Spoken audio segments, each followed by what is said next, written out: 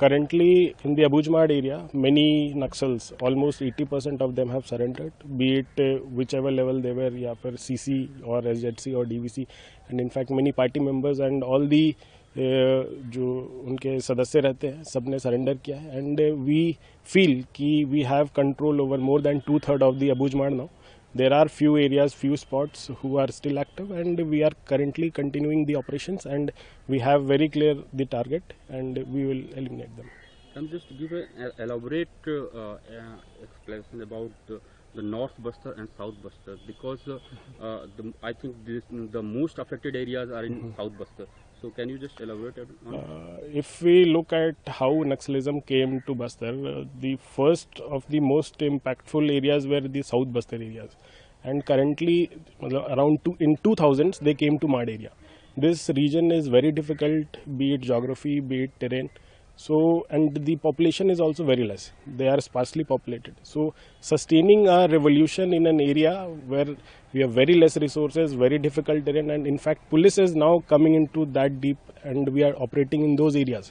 So, the Mad area is not very fertile for them also, and seeing the police operations, they won't be able to sustain here. But in South Bastar, they have their hold, they have the militia base. That militia base is not present here. So we are trying to win over the villagers, and most probably will win them.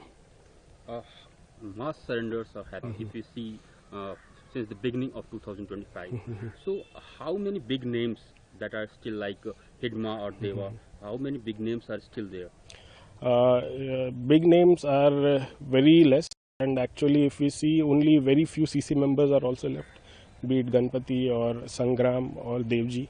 We can just count them on fingers, like Ganesh Uike in Jharkhand, Odisha area, and Misir Besra.